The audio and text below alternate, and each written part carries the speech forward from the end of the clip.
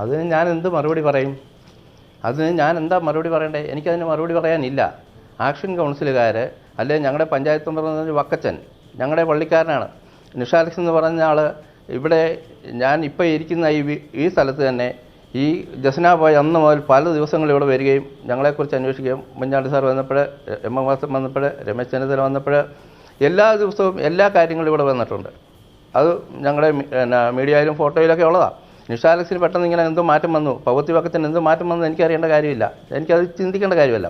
പക്ഷേ വെച്ചൂച്ചിറ പഞ്ചായത്തിൽ നിന്ന് ഒരു മെമ്പർമാർ പോലും ഞങ്ങളുടെ വീട്ടിൽ വന്ന് അല്ലെങ്കിൽ ഞങ്ങളുടെ അടുത്ത് ഒരിടത്തും വന്ന് അന്വേഷിച്ചായിട്ട് എനിക്കറിവില്ല.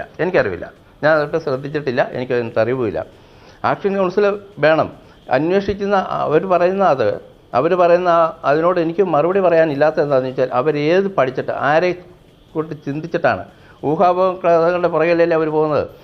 ഞാൻ ജസ്നയുടെ ഫാദറാണ്. ഞാൻ എന്നോട് വന്ന് ചോദിക്കുക, അല്ലെങ്കിൽ എന്താണ് കാര്യങ്ങൾ, എന്താണ് അവസ്ഥ, ഇത്രയും ദിവസമായിട്ട് നമ്മുടെ കൊച്ചിനെ കണ്ടില്ലല്ലോ. ആ ഒരു സഹതാപ മനസ്ഥിതിയല്ല, ഉയർന്നിരിക്കുന്ന ഒരു തലയെ അടിച്ചു വീഴിക്കാനുള്ള ശ്രമം മാത്രമായത്. ഉയർന്നിരിക്കുന്ന ഒരു തലയെ അടിച്ചു വീഴിക്കാനുള്ള ബോധപൂർവമായ ശ്രമമാണ്. ഇവരെന്താ ഉദ്ദേശിക്കുന്നതെന്ന്, ആക്ഷൻ കൗൺസിൽ എന്താ ഉദ്ദേശിക്കുന്നതെന്ന് എനിക്ക് മനസ്സിലാകുന്നില്ല. ശരി, ഞാൻ ചേരുന്നതിനെ എന്തിനാണ് ജെയിംസ് ചേട്ടനെ എതിർക്കുന്നത്? ഷോൺ, അതിന് ശ്രീ ജെയിംസ് പറയുന്ന പറയണ്ടേ, അദ്ദേഹത്തോട് നേരിട്ട് കാര്യങ്ങളൊന്നും ചോദിച്ചിട്ടില്ല എന്ന്. ഒറ്റ മെമ്പർ ഒന്നും ചോദിച്ചിട്ടില്ല. അവർ പറയട്ടെ. അതൊരു തെറ്റാണ്. അവിടെ ഈ രാഷ്ട്രീയ നേതാക്കന്മാർ വരുമ്പോൾ ഫോട്ടോ എടുക്കാന്നല്ലാതെ നാട്ടിലുള്ള അത് CPM എന്നില്ല, കോൺഗ്രസ് എന്നില്ല, BJP എന്നില്ല, ജനപക്ഷം എന്നില്ല, അവിടെയുള്ള മുഴുവൻ ജനപ്രതിനിധികളും ഈ കുടുംബവുമായി ബന്ധപ്പെട്ട്, ഈ കേസുമായി ബന്ധപ്പെട്ട് ഇതിനുവേണ്ടി എന്തൊക്കെ ചെയ്യാൻ പറ്റുമോ അതെല്ലാം ചെയ്തവരാണ്. ഇപ്പോൾ പറഞ്ഞ രണ്ടുപേരും ഇദ്ദേഹത്തിൻ്റെ വീടിരിക്കുന്ന അപ്പുറത്തെ ഇപ്പുറത്തെ വാർഡിലെ മെമ്പർമാരാണ്. അവരെ ഈ ആക്ഷൻ കൗൺസിൽ എൻ്റെ മകൾ പോയാൽ നോക്കാൻ എനിക്കറിയാം. ഈ ആക്ഷൻ കൗൺസിൽ രൂപീകരിക്കുക എന്തിനാണെന്നുള്ളത് ശക്തമായി എതിർത്തയാളാണ് ജെയിംസ് ചേട്ടൻ. ഇവിടെ നിൽക്കുന്ന ഞങ്ങൾ ഓരോരുത്തരും ഇവിടെ BJP-കാരനോ കോൺഗ്രസ്സുകാരനോ CPM അദ്ദേഹത്തിന്റെ രാഷ്ട്രീയം പോലും എനിക്ക് എല്ലാവരും ഒറ്റക്കെട്ടായിട്ട് ആക്ഷൻ അല്ല നിങ്ങൾ ഞാനിപ്പോൾ ഫോൺ നമ്പർ തരാം. ആ പൗവത്തിൽ വക്കച്ചൻ എന്ന് പറയുന്ന പഞ്ചായത്ത് മെമ്പറെ നിങ്ങൾക്ക് വിളിച്ചു ചോദിക്കാം, അല്ലെങ്കിൽ നിഷ അലക്സ് എന്ന് പറയുന്ന പഞ്ചായത്ത് മെമ്പറെ നിങ്ങൾക്ക് വിളിച്ചു ചോദിക്കാം. അവരെല്ലാം ശത്രുസ്ഥാനത്താണ് ഇദ്ദേഹം കാണുന്നത്. എന്തിനാ ജെയിംസ് ചേട്ടാ നമ്മൾ ഒരുമിച്ച് ജസ്നെ കണ്ടുപിടിക്കാനോ എന്ന് ആവശ്യപ്പെട്ടുകൊണ്ട് സർക്കാരിന് മേൽ സമ്മർദ്ദം ചെലുത്തി. ഇപ്പം കോൺഗ്രസ് നിയമസഭ സെക്രട്ടേറിയറ്റ് മാർച്ച് നടത്തി, ഒരു നല്ല കാര്യമല്ലേ? ഞങ്ങൾ മുക്കുട്ടുതറയിൽ ഞങ്ങൾ സമരം നടത്തിയത് നല്ല കാര്യമല്ലേ? ഇതെല്ലാ സമരങ്ങളും നടക്കുമ്പോഴും ഓരോ സ്റ്റെപ്പ് ഈ കേസ് മുമ്പോട്ട് പോയിട്ടുണ്ട്. ഞാൻ ഹേബിയസ് കോർപ്പസ് ഫയൽ ചെയ്ത് അന്നാണ് ഗവൺമെൻറ് ഇത് IG ലെവലിൽ ഇതിൻ്റെ അന്വേഷണം വ്യാപിപ്പിക്കാനും ഉന്നതതല സംഘത്തെ നടത്താൻ തീരുമാനിച്ചത്. ഞങ്ങൾ സമരം നടത്തി അന്നാണ് ഇത് PC ജോർജ് സബ്മിഷൻ നിയമസഭയിൽ ഉന്നയിച്ച അന്നാണ് ഉന്നത സംഘത്തെ തീരുമാനിക്കാൻ മുഖ്യമന്ത്രി നിയമസഭയിൽ പ്രഖ്യാപിച്ചത്. ഈ ഓരോ ഇടപെടലുകൾക്കും ആ കൊച്ചിലേക്കുള്ള ദൂരം പോലീസിനെ ആക്റ്റീവാക്കാൻ അല്ലെങ്കിൽ അന്വേഷണത്തെ ഊർജിതമാക്കാൻ സഹായിച്ചിട്ടല്ലേ ഉള്ളൂ. പിന്നെ ഇതിനു വേണ്ടി നിൽക്കുന്നവരെ ജെയിംസ് ചേട്ടൻ എന്തിനാ ശത്രുവായി കാണുന്നത്? ജെയിംസ് ചേട്ടൻ അങ്ങനെ കാണുന്നുണ്ടാകാം. ഒരു പക്ഷേ ആ നാട് മുഴുവൻ ജെയിംസ് ചേട്ടനെ ഈ കാര്യത്തിൽ ഒരു പരിധിവരെ പ്രതിസ്ഥാനത്ത് എവിടെയെങ്കിലും കേട്ടിട്ടുണ്ടോ? ഒരു പെൺകൊച്ചു കാണാതായാൽ ആ പെൺകൊച്ചിനെ കേരള ചരിത്രത്തിൽ എന്തിനു ഇങ്ങനെ നിങ്ങളോട് സംസാരിക്കാൻ പോലും ആർക്കും കഴിയില്ല. പക്ഷെ ഇങ്ങനെ ഒരു സാഹചര്യം ഉണ്ടായത് എന്താണ്? ജെയിംസ് ചേട്ടൻ സ്വയം ഒന്ന് ചിന്തിക്കുക.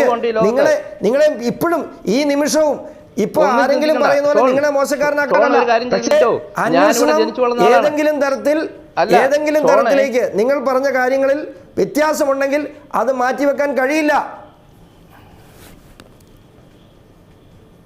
ഷോൺ, ഞാനിവിടെ ജനിച്ചു വളർന്ന ആളാ.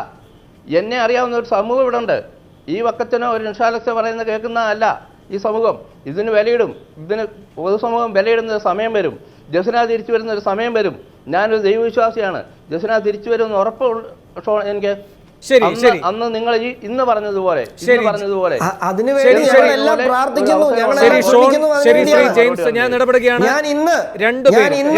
ജസ്ന പഠിച്ച കോളേജിലെ പ്രിൻസിപ്പളിനെ 1 മണിക്കൂർ ഇരുന്ന് ജസ്ന പഠിച്ച കോളേജിന്റെ പ്രിൻസിപ്പളിനെ 1 മണിക്കൂർ ഞാനും ആ പ്രിൻസിപ്പളുമായി സംസാരിച്ചു. അദ്ദേഹം പറഞ്ഞു, ഇത്രയും നല്ലൊരു കുട്ടിയില്ല, ഇത്രയും മാന്യമായി പെരുമാറുന്ന കുട്ടിയില്ല, ഇത്രയും നന്നായി പഠിക്കുന്ന കുട്ടിയില്ല, മറ്റൊരു ഇടപാടുകളും ഈ കുട്ടിക്കുള്ളതായിട്ട് എനിക്കറിയില്ല. അപ്പോൾ എന്തൊക്കെയോ അവിടെ സംഭവിച്ചിട്ടുണ്ട്. ഷോൺ, അല്ലെങ്കിൽ ഇങ്ങനെ ഷോൺ ഇങ്ങനെ പറയുമ്പോൾ ഷോൺ ഒരു കാര്യം കൂടി മനസ്സിലാക്കണം. ഷോൺ ഒരു കാര്യം കൂടി മനസ്സിലാക്കണം. ഒരു കുഴപ്പമില്ലെന്ന് ഷോൺ ഒരു കാര്യം കൂടി മനസ്സിലാക്കണം. ആ പ്രിൻസിപ്പൽ ഇങ്ങനെ പറയുന്നത് 22-കാരിയായ ഒരു കുട്ടിയെ പറ്റിയാണ്. മറ്റെന്തോ സംഭവിച്ചിട്ടുണ്ട്. ഷോൺ ഇങ്ങനെ പറയുമ്പോൾ മനസ്സിലാക്കേണ്ട ഒരു കാര്യം, ഒരു നിമിഷം ശ്രീ ജെയിംസ്, അതെ, ഒരു നിമിഷം. 22-കാരിയായ ആ പെൺകുട്ടി ഏറ്റവും നല്ല പെരുമാറ്റമുള്ള ഒരു കുട്ടിയാണ് എന്ന് പറയുന്നുവെങ്കിൽ അതിൻ്റെ ക്രെഡിറ്റ് താങ്കൾ കൊടുക്കേണ്ടത് ഈ ജെയിംസ് എന്ന രക്ഷകർത്താവിനാണ്. ഞാൻ താങ്കളിലേക്ക് വരാം, രണ്ടുപേരിലേക്കും വരാം. തീർച്ചയായിട്ടും ഉണ്ട്. ഒരു നിമിഷം രണ്ടുപേരിലേക്കും വരാം. ദയവീത് സഹകരിക്കുക ഇരുവരും. ഞാൻ രണ്ടുപേരിലേക്കും വരാം. ശ്രീ പഴകുളം മധു, ഇവിടെ എന്തായാലും നിങ്ങളുടെ സമരത്തിൽ ജെയിംസ് ഉണ്ട്, ജസ്നയുടെ സഹോദരിയുണ്ട്. ആക്ഷൻ കൗൺസിൽ നേരെ തിരിച്ച് ഇവരുടെ പങ്കാളിത്തം ഇല്ലാതെയാണ്, ഈ കാര്യത്തിൽ ഇവരെ സംശയത്തിന് നിഴൽ നിർത്തിയാണ് മുഖ്യമന്ത്രിയെയും DGPയെയും കാണുന്നത്.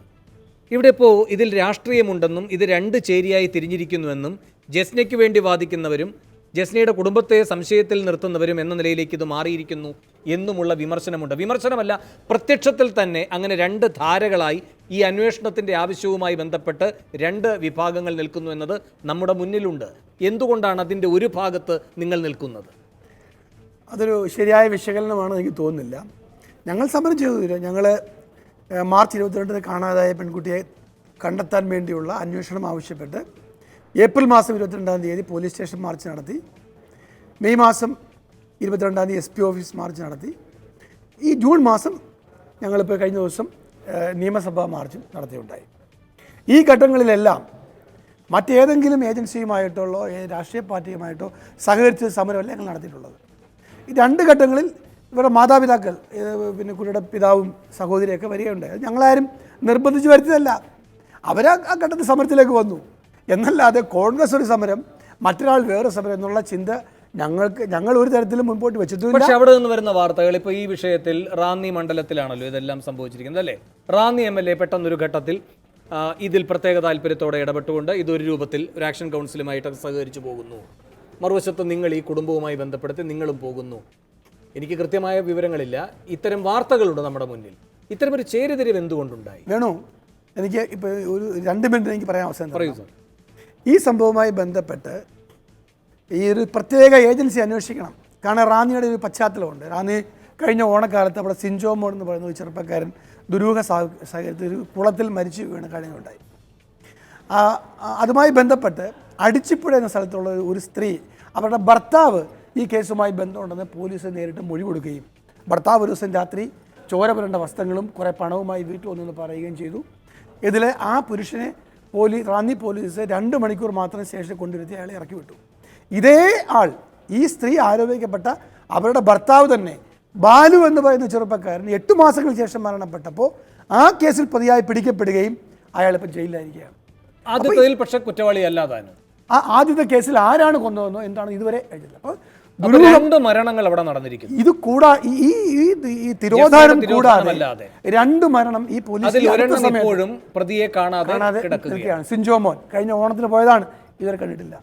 പോലീസിന്റെ ഭാഗത്ത് നിന്നും നിഷ്ക്രിയത്വം, ഇനീഷ്യൽ സ്റ്റേജിൽ ഉണ്ടായിട്ടുള്ള ഗഹനമായ അന്വേഷണമില്ലായ്മ, അന്നൊന്നുമില്ലാത്ത ഇത്തരം ഒരു വലിയ പ്രക്ഷോഭം അല്ലെങ്കിൽ ഈ പറയുന്ന രൂപത്തിലുള്ള ചേരിതിരിവ് ഈ വിഷയത്തിൽ ഉണ്ടാകുന്നത് എന്തുകൊണ്ടാണ്?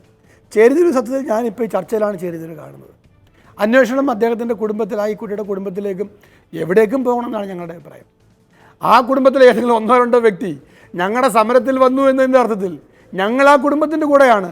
പക്ഷേ അവർ കുറ്റം ചെയ്തിട്ടുണ്ട്, അവർ കൂടെയാണെന്നുള്ള വ്യാഖ്യാനമേ വേണ്ട. നിങ്ങൾക്കറിയുന്ന ഒരു മേഖലയാണ് കേട്ടോ. ഇതിനകത്ത് കോൺഗ്രസ് എന്നോ CPM എന്നോ ജനപക്ഷം എന്നുള്ള ചേരിതിരിവ് ഒരിടത്തുമില്ല. ഇല്ല. ശരി ചേരിതിരിവ് ഇതിനകത്തില്ല. ശരി ഷോൺ. ശ്രീ പഴകുളം, ഇവിടെ നിങ്ങൾക്കറിയുന്ന മേഖലയിലെ സംഭവമാണിത്. ഇതുമായി ബന്ധപ്പെട്ട കാര്യങ്ങളിൽ നിങ്ങൾ നിൽക്കുകയും ചെയ്യുന്നു പൊതുപ്രവർത്തകൻ എന്ന നിലയിൽ. ഇങ്ങനെ പറഞ്ഞങ്ങ് പോകരുത് ആരെപ്പറ്റിയും അന്വേഷിച്ചു കൊള്ളട്ടെ എന്ന്. കാരണം അതിനേക്കാൾ ഗൗരവമാണിത്. പോലീസ് ഈ കുട്ടിയുടെ അച്ഛൻ ഉൾപ്പെടെയുള്ള ആളുകൾ പങ്കുണ്ടോ ഇല്ലയോ എന്നതിനെപ്പറ്റി അന്വേഷിക്കുന്നത് ഗൗരവമുള്ളൊരു സാഹചര്യം. തീർച്ചയായും ഇവിടെ അതിലേക്ക് നയിക്കുന്ന കാര്യങ്ങൾ എന്താണ്? ആക്ഷൻ കൗൺസിലിലെ കുറച്ച് ആളുകൾ പറഞ്ഞ പരാതി മാത്രമല്ല, ഒരു ബന്ധു തന്നെ മൊഴി കൊടുത്തിട്ടുണ്ട് ഇവർക്കെതിരെ തന്നെ. അതുപോലെ തന്നെ ഇവരുടെ തന്നെ പല പ്രതികരണങ്ങളിലും കാട്ടിയ അലംഭാവം, സംശയാസ്പദമായിട്ടുണ്ട്. അപ്പോൾ ഇതൊക്കെ പല കാര്യങ്ങൾ ചേർത്ത് വെച്ച് ആലോചിക്കുമ്പോൾ എന്തൊക്കെയോ ചില ദുരൂഹതകൾ നിലനിൽക്കുന്നു. ഇതൊരു വാസ്തവമല്ലേ? അല്ല, ഇത്തരം ലീഡ്സ് ആ കുടുംബത്തിലേക്കാണ് പോകുന്നതെങ്കിൽ അന്വേഷിക്കണം. ഞങ്ങളീ കുടുംബമായിട്ടൊന്നും ഒരു കച്ചവടവും ഇല്ല. ഞങ്ങളൊരു പൊതു താല്പര്യം, ഒരു പെൺകുട്ടി ഞങ്ങളുടെ ജില്ലയിൽ നിന്ന് കാണാതായി, ആ കുട്ടിയെ കണ്ടെത്താൻ വേണ്ടിയുള്ള പ്രക്ഷോഭങ്ങൾ, അത് പോലീസ് നിഷ്ക്രിയമായി നിന്നു. അല്ല, ശ്രീ പഴകുളം ഒരു നിമിഷം. ഇവിടെ PC ജോർജ് പറയുകയായിരുന്നു, ഈ സംഭവം അറിഞ്ഞ് PC ജോർജ് ഈ വീട്ടിലേക്ക് പോയപ്പോൾ ഇവർ വളരെ സന്തോഷത്തോടെ അദ്ദേഹത്തെ സ്വീകരിക്കും. ഒരു മനോനിലയുടെ പ്രശ്നം ആരെ സംബന്ധിച്ചും പെട്ടെന്ന് ശ്രദ്ധിക്കുമല്ലോ. ഉമ്മൻചാണ്ടി വരാനിരിക്കുന്നു, അദ്ദേഹത്തെ സ്വീകരിക്കാനുള്ള ഒരു ആഹ്ലാദത്തിലാണ് അവർ എന്നൊരു തോന്നൽ ശ്രീ PC ജോർജിനുണ്ടാകും. PC ജോർജ് ഇവിടെ പ്രാദേശികമായി അന്വേഷിക്കുമ്പോഴും കിട്ടുന്ന വിവരങ്ങൾ ഇവർക്കെതിരെയാണ്, ആ കുട്ടിക്കെതിരെയല്ല ഇവർക്കെതിരെയാണ്. അപ്പോൾ ഇങ്ങനെയാണ് അവിടെ നിന്ന് കിട്ടുന്ന വിവരങ്ങൾ. അതാണ് അദ്ദേഹം ആ രൂപത്തിൽ പ്രതികരിക്കാനുണ്ടായ സാഹചര്യവും. പിന്നെ പല കഥകൾ വരുന്നു. ഷോൺ പറഞ്ഞല്ലോ, ബാംഗ്ലൂരിൽ കണ്ടവരുണ്ട് എന്ന് പറയും, ചെന്നൈയിൽ കണ്ടവരുണ്ട് എന്ന് പറയും, അവിടെ കണ്ടു ഇവിടെ കണ്ടു, ഇങ്ങനെ പല കാര്യങ്ങൾ പല ഘട്ടങ്ങളിലായി വരികയാണ്.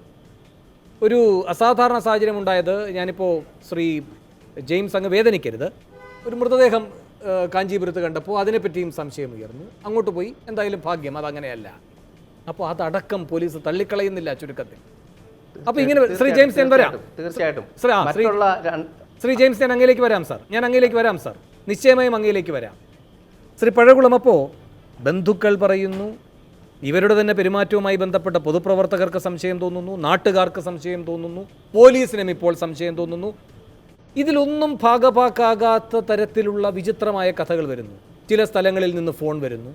ഇപ്പോൾ അതിനകത്ത് ഒരു ആളെ പറ്റിയുള്ള പേരൊക്കെ ഈ ബന്ധപ്പെട്ടവർ പറയുന്നുണ്ട്. 70-കാരൻ ചലപതി എന്നയാളുടെ പേരിൽ രജിസ്റ്റർ ചെയ്യപ്പെട്ടിരിക്കുന്ന ഒരു ഫോണിൽ നിന്ന് കോൾ വരുന്നു. പക്ഷേ അങ്ങനെ ഒരാൾ ആ നാട്ടിലേ ഇല്ല എന്ന് പറയുന്നു. ഒരു തിരോധാനം നമുക്ക് മനസ്സിലാക്കാം. പക്ഷേ അതിന് സംസ്ഥാനാന്തരത്തിൽ തന്നെ ഇങ്ങനെ പറയുന്ന ചില ദുരൂഹമായ ചില കൽപ്പിത കഥകൾ വരിക, കണ്ടു എന്ന് പറയുക, ഫേസ്ബുക്കിൽ പോസ്റ്റ് ഇടുക, ഇതൊക്കെ അസാധാരണമാണ്. ഇത് താങ്കൾ പറഞ്ഞ കാര്യങ്ങളെല്ലാം വാലിഡ് ആയിട്ടുള്ള കാര്യങ്ങളാണ്. എനിക്ക് ഒരു മിനിറ്റ് ഇതുമായി ബന്ധപ്പെട്ട് കാര്യം പറയാൻ ഉള്ള അനുവാദമാണ്. 2 ആസ്പെക്റ്റ് ഉണ്ട് ഇതുമായി ബന്ധപ്പെട്ട്. ഒന്ന്, ഇത്തരം സംഭവം ഉണ്ടായാൽ പോലീസ് നമ്മുടെ സംസ്ഥാനത്ത് സ്വീകരിക്കേണ്ട സമീപനം എന്താണ്? മിസ്സിംഗ് കേസുകളിൽ കേരളത്തിൽ പോലീസ് ഡിപ്പാർട്ട്മെൻറ്റ് എന്തെങ്കിലും സംവിധാനമുണ്ടോ? റാന്നി MLA ഈ കേസുമായി ബന്ധപ്പെട്ട് ഒരു സ്പെഷ്യൽ ഏജൻസിയെ, അതായത് ADGP സന്ധ്യയുടെ നേതൃത്വത്തിലുള്ള അന്വേഷണ സംഘത്തെ നിയമിക്കുന്നതായി പറയുകയും ആദ്യ ഗവൺമെൻറ് പിന്നീട് വിഴുങ്ങുകയും ലോക്കൽ പോലീസ് അന്വേഷിക്കുകയും ആ അന്വേഷണം യാതൊരു ക്രൈം കണ്ടെത്തുന്ന അല്ലെങ്കിൽ കുറ്റവാളികളെ കണ്ടെത്തുന്ന യാതൊരു റെക്കോർഡുമില്ലാത്ത ചില പോലീസ് ഓഫീസർമാരെ ഈ ചുമതല നൽകുകയും റാന്നി ഞാൻ നേരത്തെ സൂചിപ്പിച്ച 2 ദുരൂഹ മരണങ്ങളുടെ തുമ്പുകൾ ഇനിയും കിട്ടാതിരിക്കാൻ സാഹചര്യം വരികയും ചെയ്തിട്ടും യാതൊരു അന്വേഷണം ഏകോപിപ്പിക്കാതെ നിരവധി സംഭവങ്ങൾ നമ്മുടെ സമൂഹത്തിലുണ്ട്.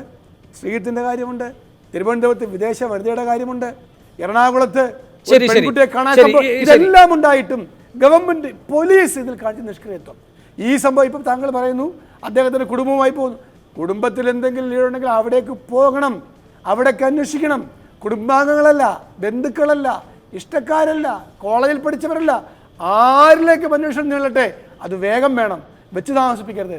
ഇതിനാരാണോ തടസ്സപ്പെടുത്തുന്നത്? ഈ കുടുംബമാണോ തടസ്സപ്പെടുത്തുന്നത്? അതോ പോലീസാണോ? അതോ ഏതെങ്കിലും പൊളിറ്റീഷ്യൻസ് ആണോ? ആരാണെങ്കിലും അന്വേഷിക്കട്ടെ, അതാണ് കോൺഗ്രസ് നിലപാട്. ഞങ്ങൾക്ക് ഇതുമായിട്ടൊന്നും ഞങ്ങൾക്ക് മറ്റൊരു ഘടകങ്ങളുമായി ഇതുവരെ പറഞ്ഞിട്ടുള്ള ഒരു വിഷിയേറ്റിംഗ് എലമെന്റ്സുമായും കോൺഗ്രസിന് ഒരു ബന്ധവുമില്ല. ഞങ്ങൾക്ക് ഒറ്റ ലക്ഷ്യം മാത്രമേ ഉള്ളൂ, കണ്ടെത്തണം. ശരി, ഞാൻ ഇടവേളയ്ക്ക് പോകണം. ശ്രീ ദാസ്, താങ്കൾ എത്താൻ വൈകിയത് കൊണ്ടാണ് ഞാൻ ഇടവേളയിലേക്ക് പോകുന്നു. ഇടവേളയ്ക്ക് ശേഷം ഞാൻ താങ്കളുടെ പ്രതികരണത്തിലേക്ക് വരാം. ഇടവേള.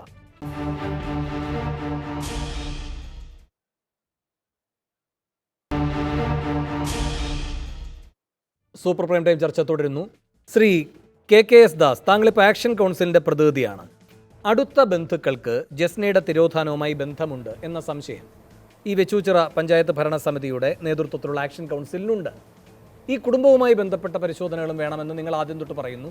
പോലീസ് അത് കേട്ടില്ല എന്നതാണ് നിങ്ങളുടെ ആവർത്തിക്കുന്ന പരാതി. CBI അന്വേഷണം നിങ്ങൾ ആവശ്യപ്പെടുന്നുണ്ട്. എന്തുകൊണ്ട് നിങ്ങൾക്ക് അത്തരമൊരു സംശയം? പക്ഷേ ഇപ്പോൾ നാം മനസ്സിലാക്കുന്നത് എല്ലാ വിധത്തിലുള്ള പോലീസ് പരിശോധനകളും അന്വേഷണവും ഒക്കെ ഇപ്പോൾ നടക്കുന്നുണ്ട്. ആദ്യഘട്ടത്തിൽ മുഴുവൻ അലംഭാവം. ഞാൻ ആ പഴയ കഥയിലേക്ക് ഇപ്പോൾ പോകുന്നില്ല. വിവരശേഖരണ പെട്ടി പല സ്ഥലങ്ങളിലായി വെച്ചു. അതിൽ നിന്നിപ്പോൾ ചില നിർണായക വിവരങ്ങൾ കിട്ടിയെന്നും 7 കത്തുകൾ വളരെ പ്രധാനപ്പെട്ട ചില വിവരങ്ങൾ അടങ്ങിയതാണ് എന്നും അതുകൊണ്ടാണ് ഇപ്പോൾ ഈ കുടുംബത്തിലേക്കുള്ള പരിശോധനയിലേക്ക് പോലീസ് പോകാൻ തയ്യാറായിരിക്കുന്നത് എന്നും വിവരങ്ങളുണ്ട്. എന്താണ് നിങ്ങളുടെ ഒരു ബോധ്യം? അപ്പോൾ നിങ്ങൾ പറഞ്ഞൊരു കാര്യം, പിന്നെ വിവര ശേഖരണ പെട്ടിയിൽ വന്നപ്പോൾ പോലീസ് ഗൗരവത്തിലെടുക്കുന്നു, ആദ്യം അത് ഗൗരവത്തിലെടുക്കാതിരിക്കുന്നു. അതൊക്കെ എന്തുകൊണ്ടാകാം?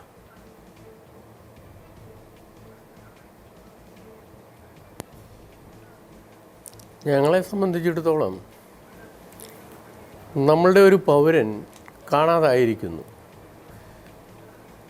90 ദിവസങ്ങൾ കഴിഞ്ഞിട്ടും കണ്ടെത്താൻ നമ്മുടെ അന്വേഷണ സംഘത്തിന് കഴിഞ്ഞില്ല. ഇത് കഴിയാതിരുന്ന സാഹചര്യത്തിലാണ് ഞങ്ങൾ രംഗത്തേക്ക് വരുന്നത്. ഞങ്ങൾ രംഗത്തേക്ക് വന്നപ്പോൾ ഇതിനെക്കുറിച്ചുള്ള അന്വേഷണത്തിൽ ഞങ്ങൾക്ക് ബോധ്യപ്പെട്ടത് ഒരു സംഭവം, ഒരാളൊരു വീട്ടിൽ നിന്നും പുറത്തേക്ക് പോയാൽ, കാണാതെ വന്നാൽ അതിനൊരു കോസ് ഉണ്ടാവും, ഒരു കാരണമുണ്ടാവും. കാരണമില്ലാതെ ഒരു കാര്യവുമില്ല, ഒരു കാരണവുമില്ല. അപ്പോൾ ഈ പോയിരിക്കുന്നതിൻ്റെ കാരണം ആ കുടുംബത്തിൽ നിന്ന് തന്നെ കണ്ടെത്തുക എന്നുള്ളത് ഒരു പൊതുവായ ഒരു രീതിയാണ്. അത്തരത്തിലൊരു അന്വേഷണം നടന്നില്ല. 2, ഒരു ക്യാമറയെക്കുറിച്ച് പറയുന്നു, ക്യാമറയിലെ ദൃശ്യത്തെക്കുറിച്ച് പറയുന്നു.